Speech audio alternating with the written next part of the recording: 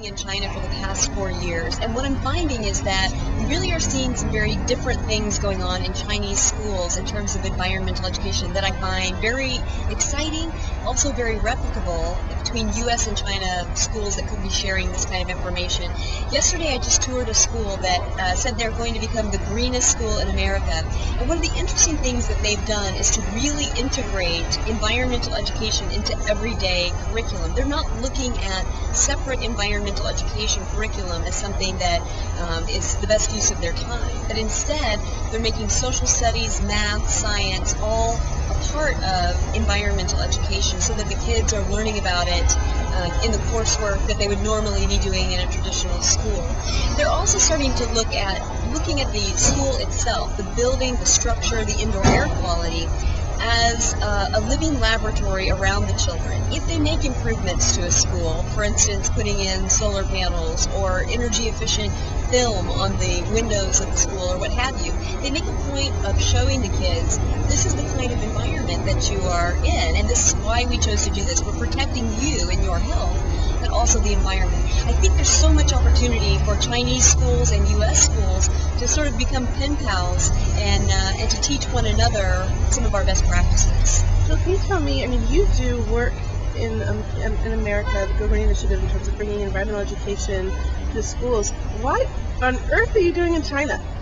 Well, you know, a lot of people ask me that, and I have 3 children, and they're the reason why I do all of the Go Green Initiative work that I do. I'm just not happy leaving their future and their future planet up to others.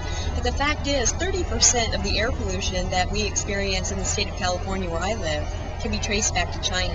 The fact is, the wind blows and the water flows, and China has a tremendous opportunity to impact the environmental status of the entire world, just simply because of how large they are, how much they could be looking at green consumption, green purchasing.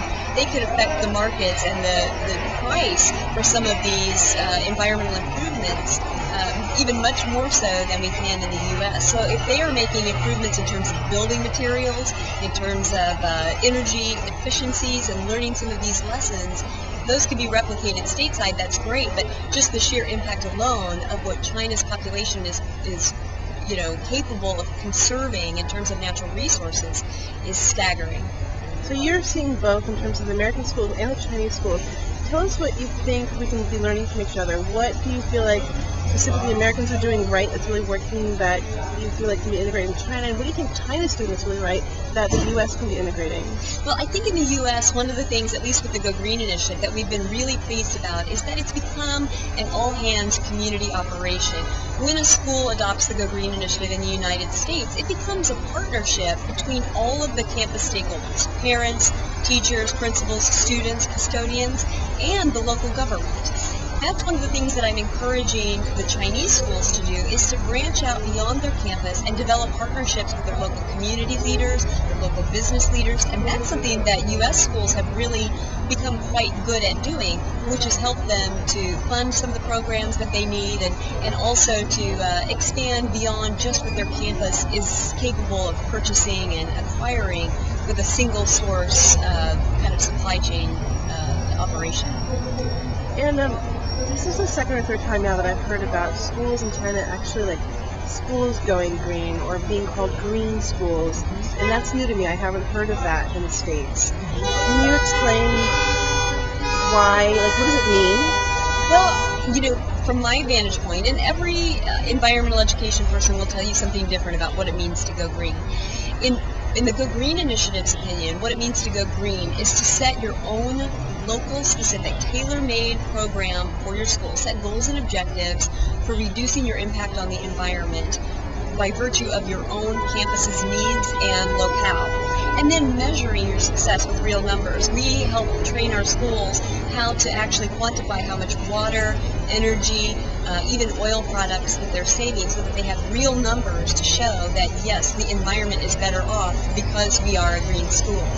And I think that that's slowly emerging in China, but as you start to see some of the major corporations, multinational and Chinese companies, measuring their success in those types of very quantifiable, tangible terms, it will become more natural to see schools doing the same thing. Well, for a long time, the Chinese had a one-child policy, and so when I talk to Chinese business leaders and government leaders, I talk about this notion of what are we doing to impact the future? If your one child were sitting beside you every time you make a business decision, every time you make a purchasing decision, and they ask you to make a choice that's actually good for their future, how would that change your decision-making process across every piece of your business model, across every piece of your public policy setting model?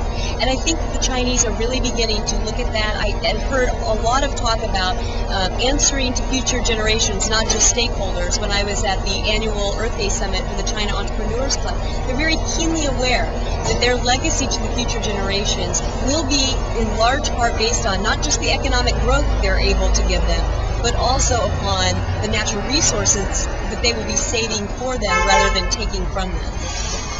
And as an American working in both countries, what do you feel like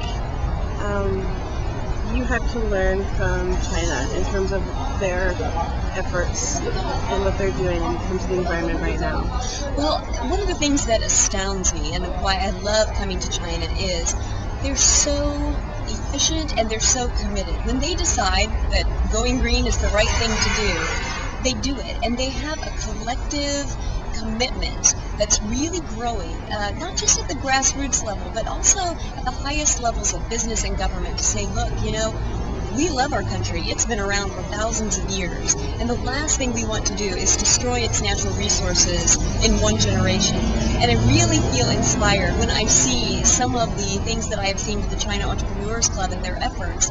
I really do believe that China very quickly could become quite the leader in terms of clean tech, clean energy, because they realize it's not just a competitive edge, it's absolutely necessary for those next generation of children that they love very dearly and want to pass on a thriving society to. And I think that commitment to the future generation is something I'd love to see more and more at home in the United States, that focus on the next generation of Americans. A lot of people do have that focus, but if we could channel that love for children and future generations into a commitment to go green and to live sustainably, I think we could achieve some amazing things.